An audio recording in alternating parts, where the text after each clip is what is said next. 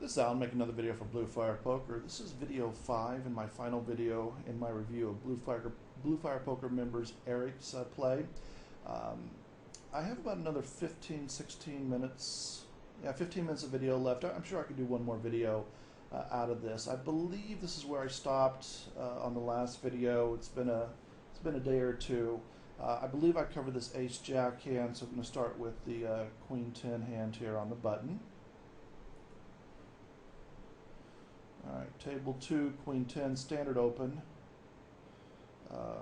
Table 4, standard open in the small blind.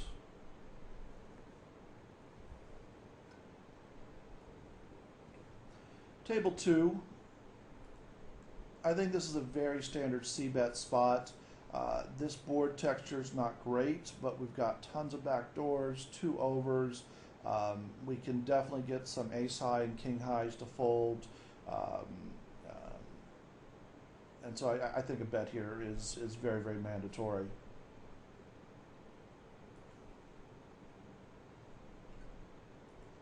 Table 4, we open up sevens on the button.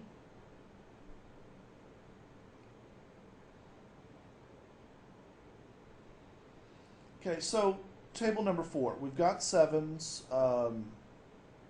We've got a good hand here, but a hand that's very vulnerable here. There's a pretty big movement, particularly among guys that play the mid stakes, and these things tend to filter down. They start at the higher stakes, and then other people start copying, and they move down the ranks. And I'm seeing it at lower stakes, where guys are using a much lower c-bet game, a 50 to 55% c-bet game. I did a video a couple months back called "Balancing Out Your Flop C-Bet," in which I go into this in some depth. And so if you want a more in-depth answer to what you should be doing there, go back to that video. But in a nutshell, I am fairly comfortable saying that most players are making a mistake going with that low flop c-bet game. The reason being is that even when they put in fairly significant effort to balancing out their check-fold game or their fold versus a turn stab game, they're still folding at a very exploitable level. Somewhere in the low 50s. So instead of being in the upper 60s, now they're in the low 50s. They're still exploitable. They're just less exploitable.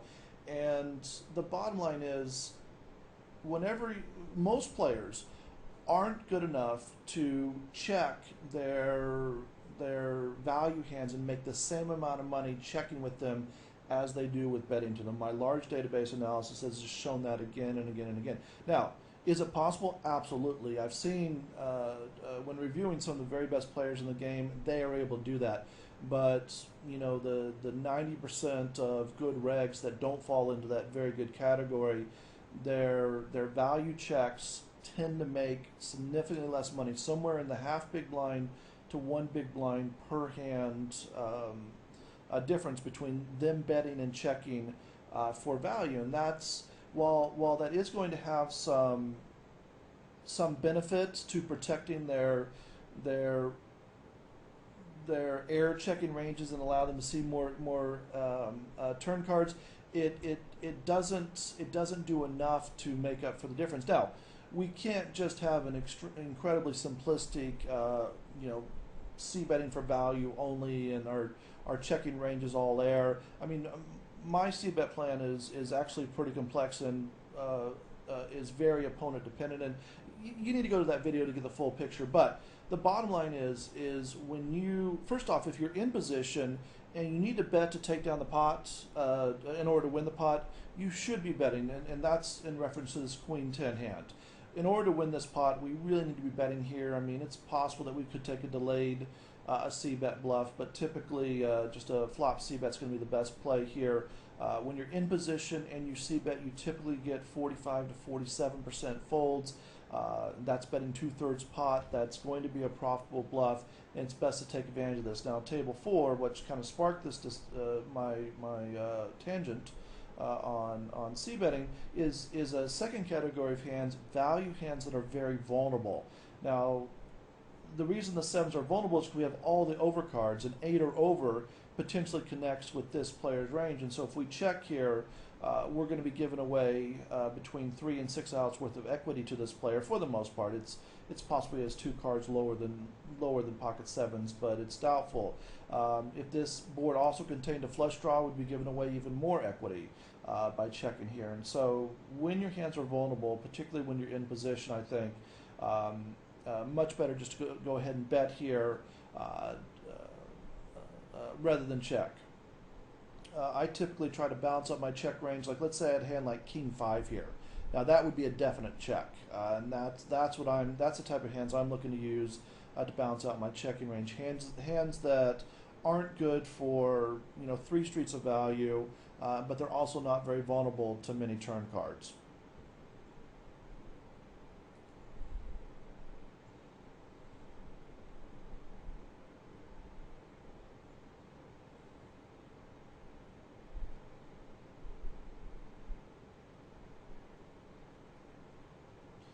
We open up Ace Jack on table 3 and we get multiple callers.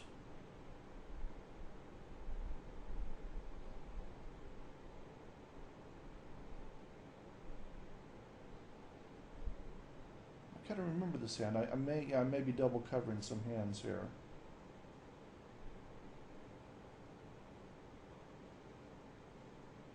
If I'm talking about the same hands again, I apologize.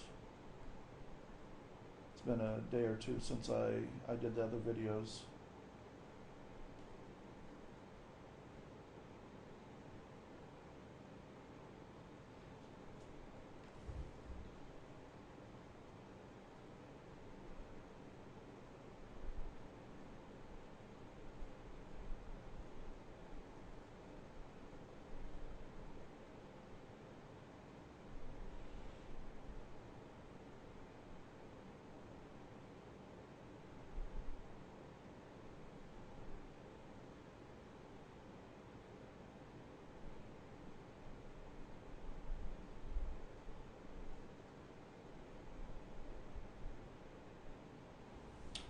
Okay, so Ace Jack suited, we opened under the gun.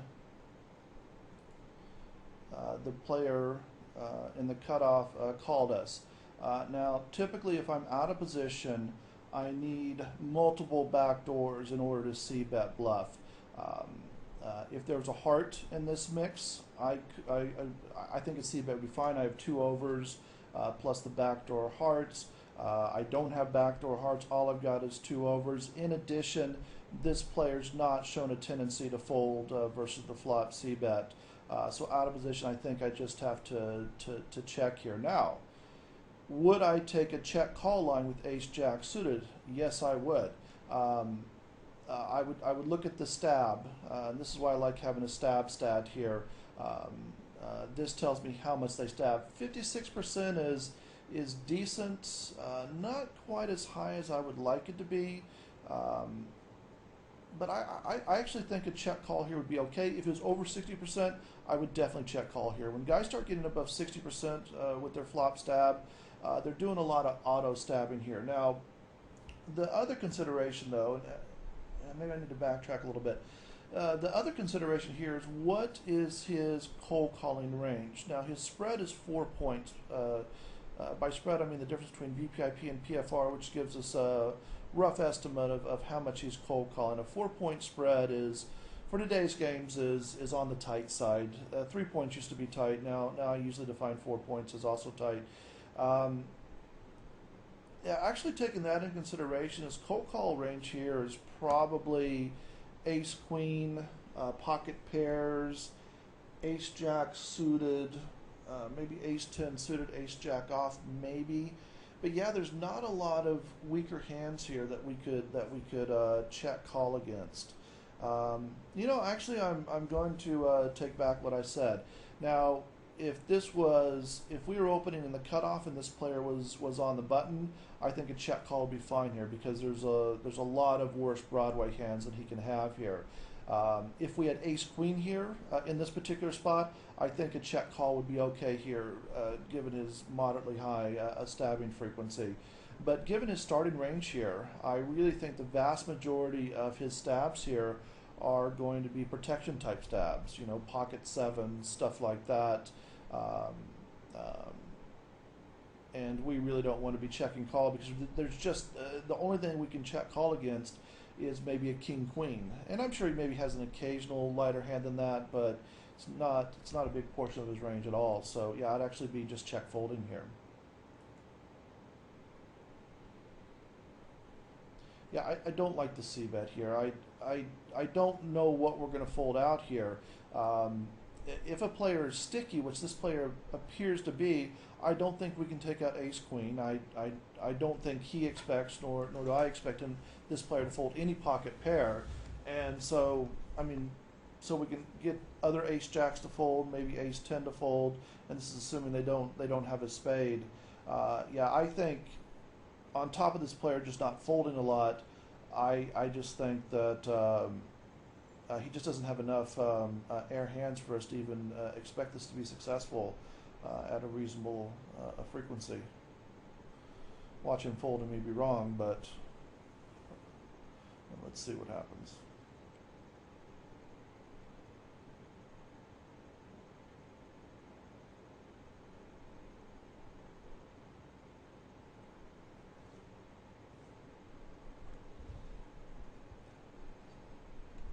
He did fold, but I really think that's going to be a fairly infrequent outcome there. If we're needing him to fold, let's just say 40% of the time, 2/3 pot bet, 40%. That's ignoring the equity we have by turning an ace or jack. I don't see how we get to 40% there. I don't really see how we even get to 25 or 30% really.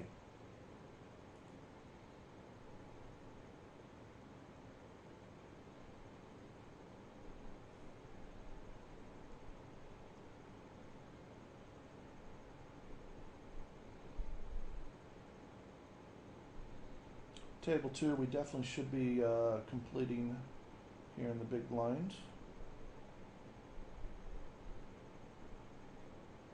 Yeah, I think that's a multi-way. Let's see what these stack sizes. Yeah, 2 full stackers.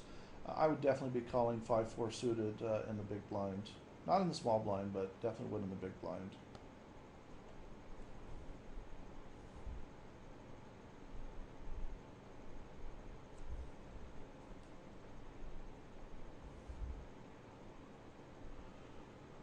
Table 3, we have ace-5 suited. Yeah, definite open.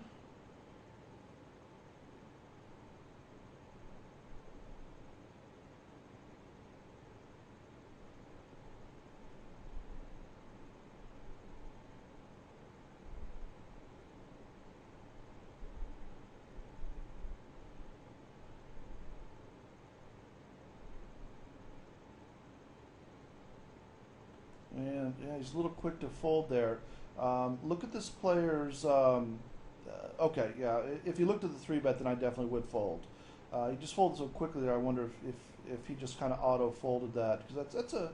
I mean, you got an ace blocker. It's a possible 4-bet bluff. Although as soon as I see that this player only 4-bets, 3-bets 4% of the time, yeah, that's a turbo muck. When I see a player's average is that low, I don't even look at the positional stats. Well, first off, the sample size isn't big enough, but yeah, 4%, way too much value, or the range is way too value heavy.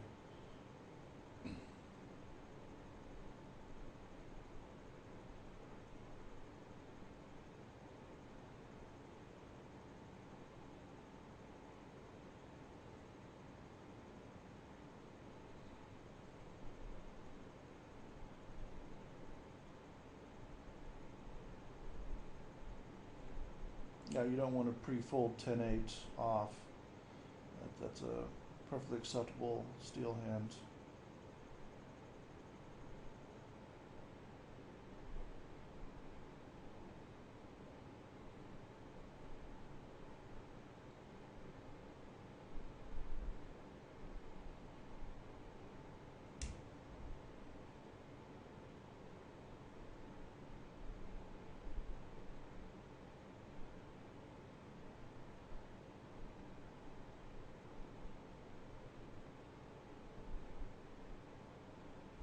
While we're waiting for something to happen, something I was just kind of noticing here when we had a very weak hand that was a potential, we might have got a chance to potentially steal with. One of the issues I have with this player's game is very tight cutoff button and small blind. Particularly concerned about the button. It's our highest profit spot, and so we should be pushing to open up as many hands as we can.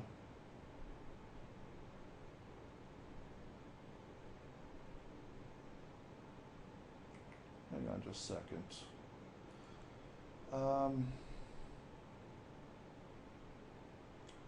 I don't like this. Ace-7 suited, maybe. King, queen, sure. A good ace, of course. Yeah, I would just much rather have completed here and just seen or just check this and just seen a flop. I think this is going to be a little bit too light to isolate range. I mean, you'd actually have to run the numbers on something like this versus this player's limping range and your equity. Not a huge deal, but yeah, I don't like that. Okay, so I was talking about extending out stealing ranges here, and this is a pretty good example of a spot where your ranges should be much wider. Remember, I customized my play to my opponents quite a bit, and this I don't even know, habit bowl. This player folds a lot in the blinds. His big blind versus a button steal is 79%, and his small blind versus a button steal is 92%. Now, the player that's in the big blind, we don't have a lot of players on them, but their big blind fold has been 67%, which is also quite high.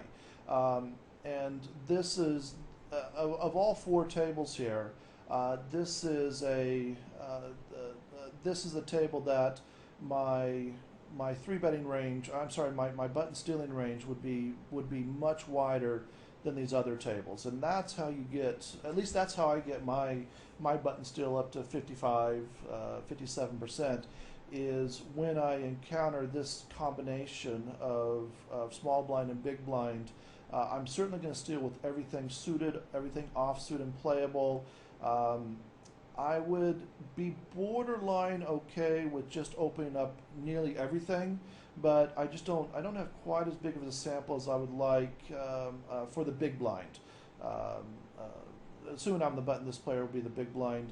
Their fold frequencies, decent enough that I combined with the small blind's very high fold frequency, I think I'd be okay, but I'd like to be a little bit more sure before I start opening up things like King 5 offsuit. But I think I could safely say that I could open up 65% of hands here, 70% of hands pretty easily with a little bit larger sample size, perhaps open up everything.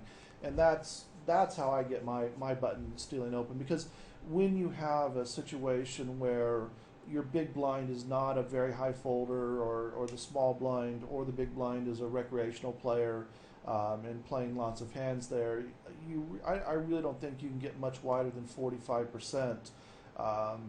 Just because you're getting such lower steals, and so players that open up a static range on the button, I think that part of their range is losing against certain players, and they're missing out on extending the ranges against higher folders. Now, one of the things I'm doing in my own game, and I've been doing this for quite some time, is I also take into account my opponent's out of position fold versus c-bet frequency, and I also factor that in because a big switch in the game over the last 6 to 8 months has been players realizing how much they can actually defend in the blinds versus the button steal. But oftentimes, and myself included, this leaves them very exploitable versus the flop c-bet. So I make sure that I identify players who are exploitable versus the combo move, the steal plus the c-bet, and then now for them I never open up like the weak offsuit hands, but I will go ahead and open up everything suited, everything offsuit and decent, with the plan of following through on the flop,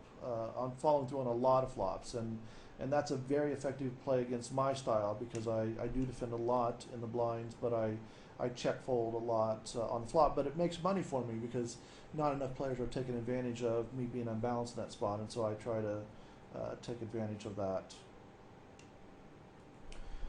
Okay, table 2, we call with 5-4 suited versus a button open. It's a fine call.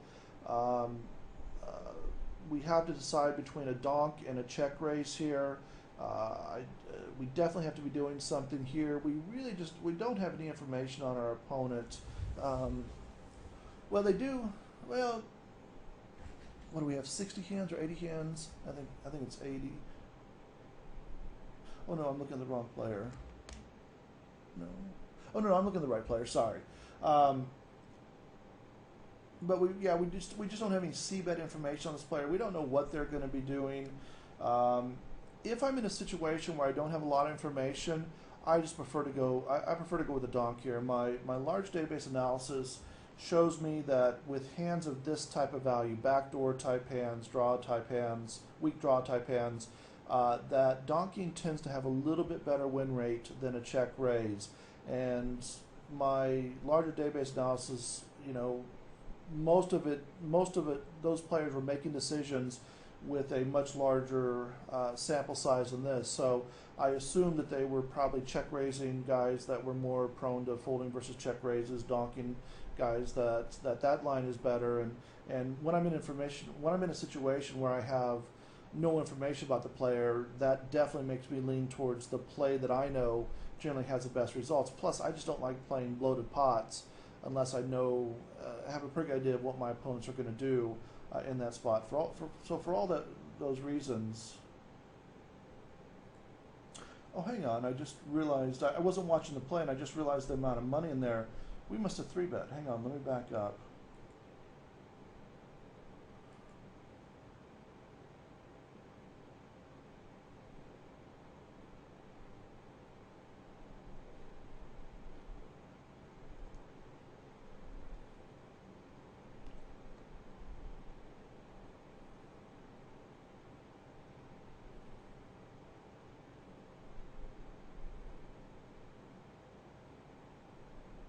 Oh yeah, we did 3-bet. Yeah, sorry, I completely missed that when I was going through my whole stealing spiel. Okay, yeah, definite c-bet here.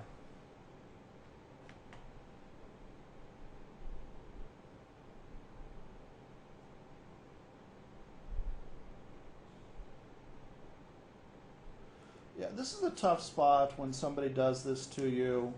Um, and he's an unknown.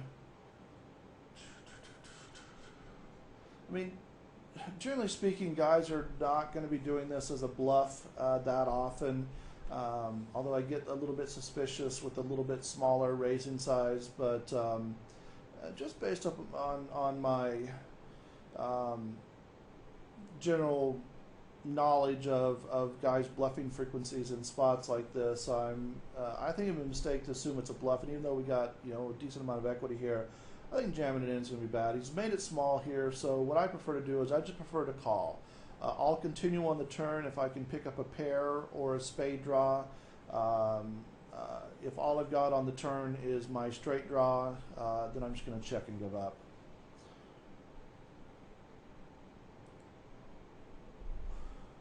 Table 4, this should be an easy raise.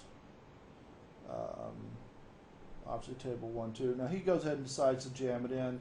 It's not, it's not my preferred play. I mean, I'm not even that happy about calling that, but it's just my feeling is that players just don't do that small bluff raise. And of course, we're on an anonymous table, so we have no idea as to what this player is doing, but I have to go back to the fact that not a lot of players have an active bluff raising a game, and so I don't want to assume that. Now, in a regular cash game, I'm going to look at their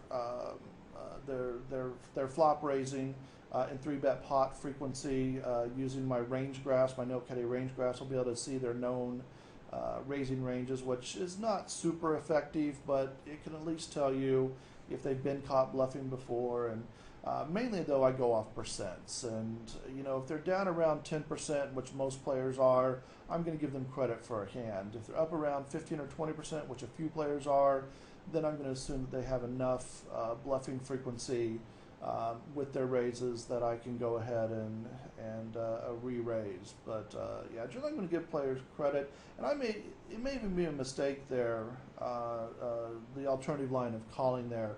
That may be more my suspicions kicking in and hating to give in so easily, but yeah, I'd be interested. I don't know if you could figure that out using like a card runner's EV.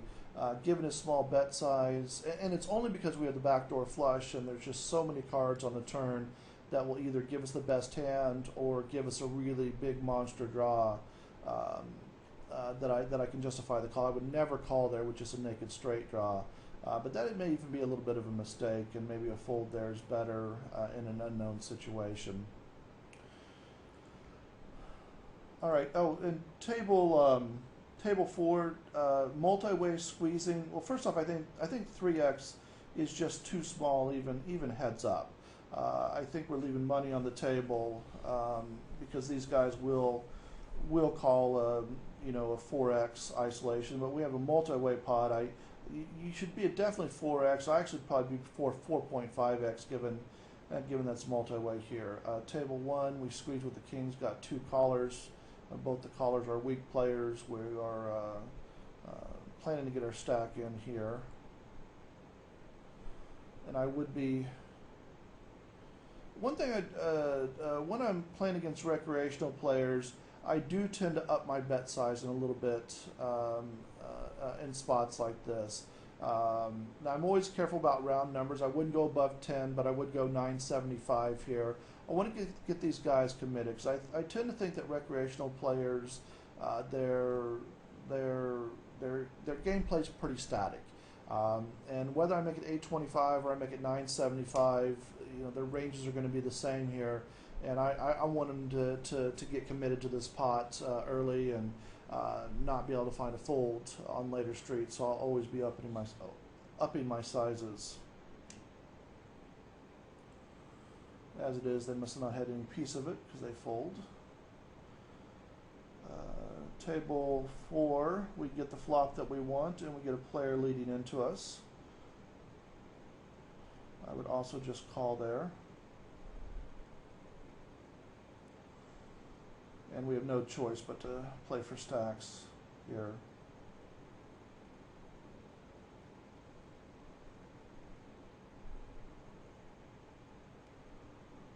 I would go ahead and raise this guy all in.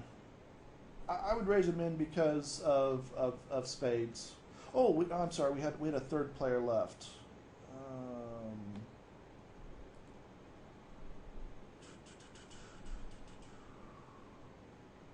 Oh, the third player was super short too. Yeah, I'm not going to sit around worrying that somebody has a 7 or somebody has ace 10. Yeah, they could. They could have an ace jack, maybe too. But players like this, they're not going to be able to fold an ace-x hand here. They're not going to be able to fold spades here. Yeah, I would just raise enough to put both these players all in on the turn to make sure I get max value versus weaker ace-x's, and I guess there could be an 8-9 draw, so any straight or flush draw here. Yeah. I wonder what they could have had. Well, they both had a 10.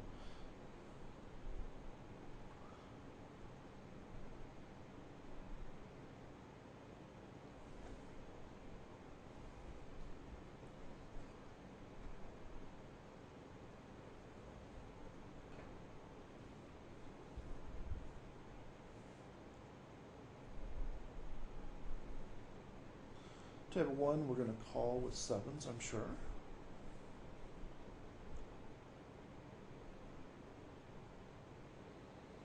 And that's a terrible flop for us, obviously.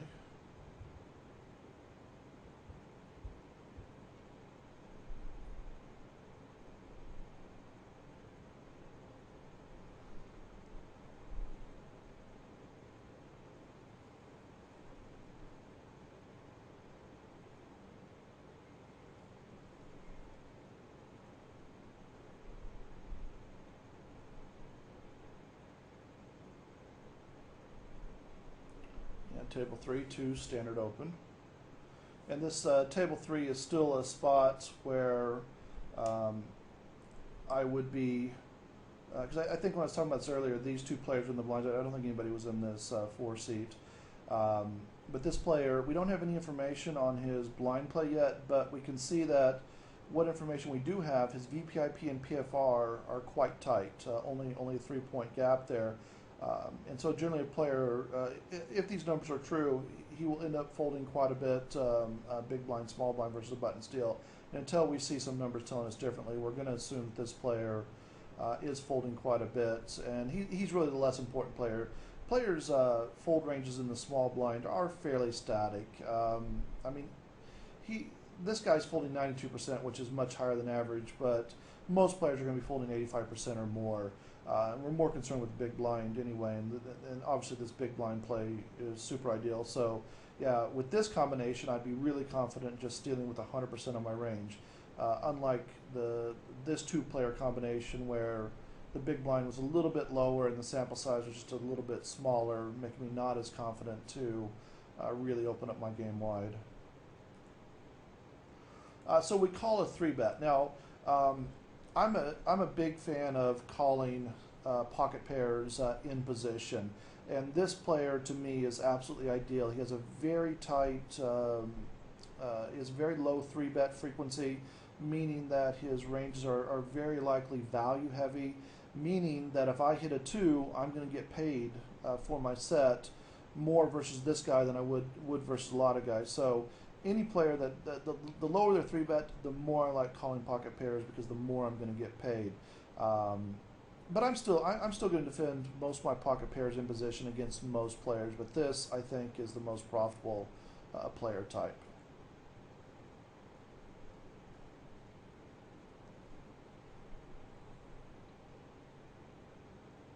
Yeah, easy give up.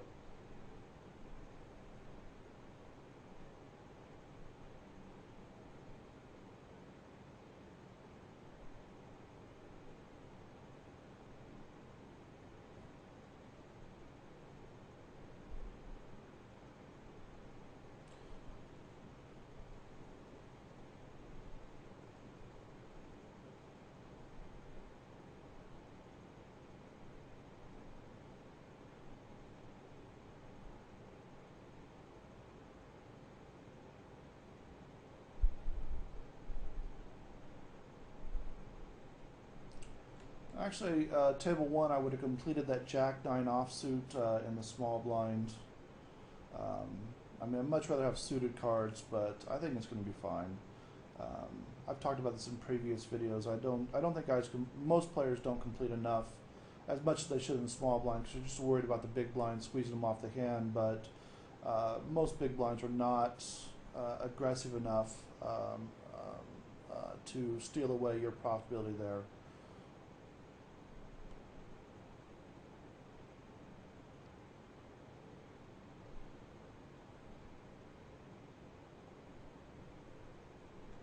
Yeah, table 4, I would have completed 9-10 off. And if I did, I would donk out on this flop. See? Would have had a straight.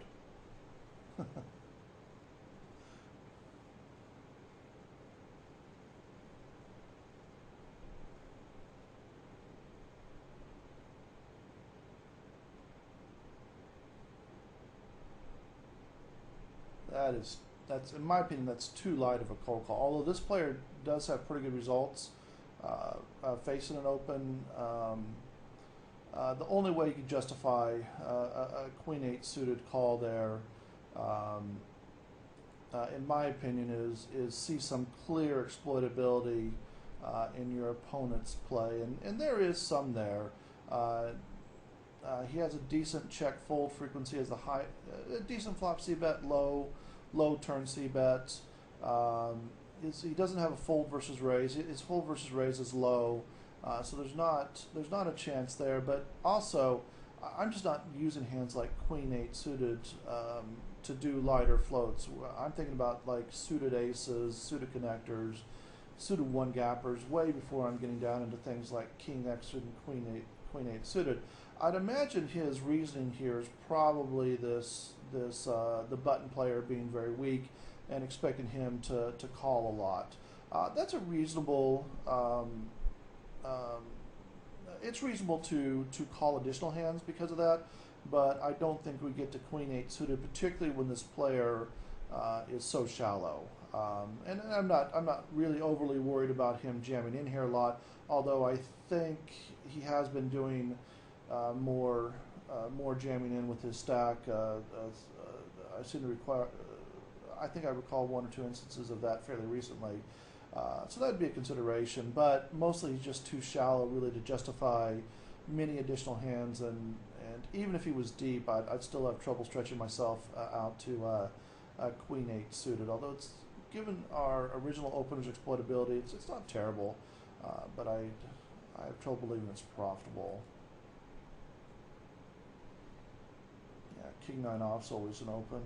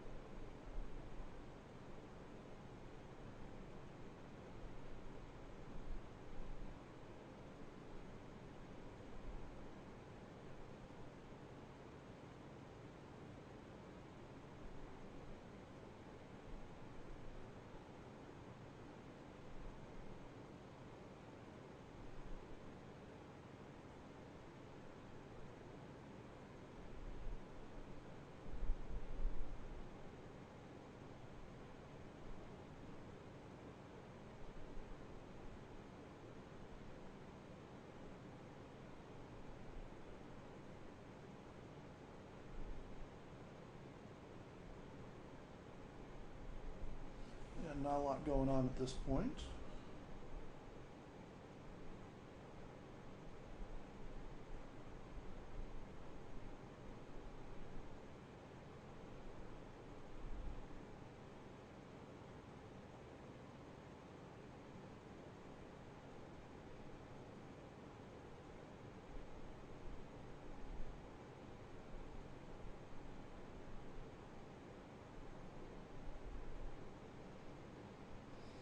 Table two, so we flat with king 10 off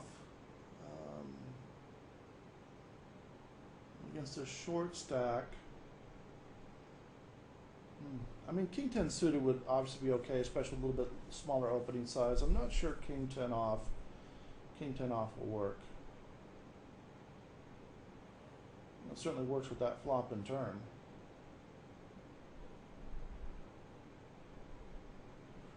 Now, something I think a lot of players don't do enough of is raising turns when they likely have the best hand.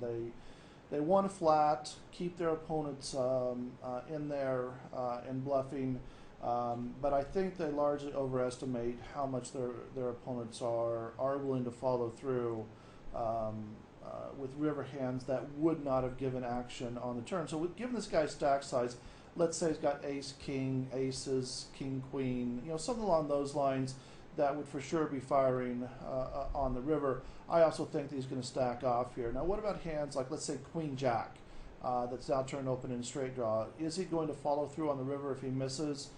Maybe yes, maybe no. Will he go ahead and put in more money on the turn if you raise him? A lot of players will. If he's got a hand like, let's say he's got a hand like ace 10 or 10 jack, I don't expect him to put more money in on the river. If you raise him, will he call? Probably not. So flatting might be a little bit better against those hands because he might catch a second best hand. Let's say a jack 10, he might catch two pair on the river, and so by flatting that. But overall, I think you're better off raising here. The main thing you need to look at is how aggressive is this player on the river. If players at the upper end of Reg's aggression on the river, then it's fine to go ahead and flat because there's going to be hands that they would fold. There's going to be hands they would bet for value that they possibly would have folded versus a raise, and they're going to have bluffs they bet. I mean, that's the only way their river aggression can be on the upper end of a Reg's aggression level is through thin value betting and bluffing. And so, but unless that is clearly obvious in their stats, and I like looking at the bet river stat, which this player's bet river stat is quite high, but the sample isn't really large enough. And with this sizing here, I don't know. I'm really not expecting a lot of bluffs here, and so yeah, I would just pop this guy and see if I can get more money in right now.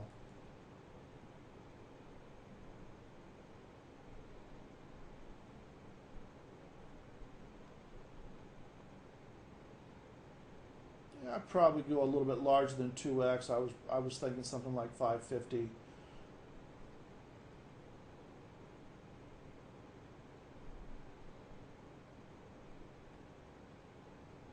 I would just go ahead and get this guy all in now.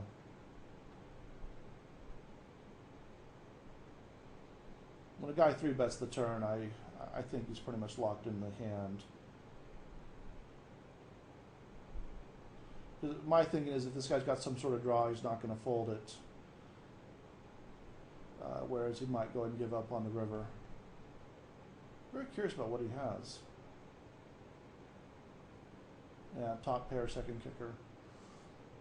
Yeah, and see, we end up getting all our money in because the guy was way overplayed his hand, but I think overall we would have had a better chance getting them all in had we, with his overall range, had we gone ahead and re-raised the turn.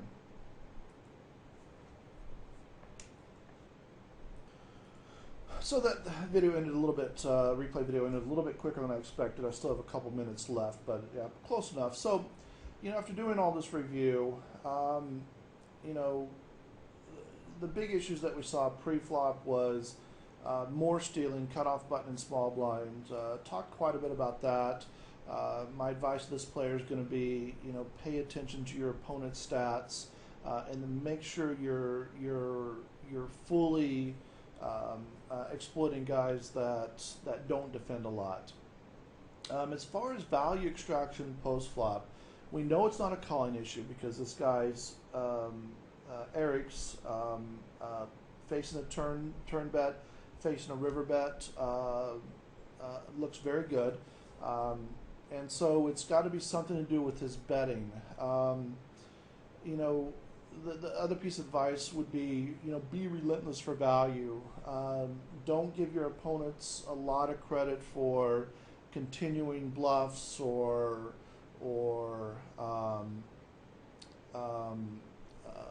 stabbing versus your checks, stuff like that.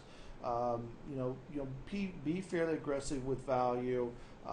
Most opponents make their mistakes versus aggression, not as the aggressor.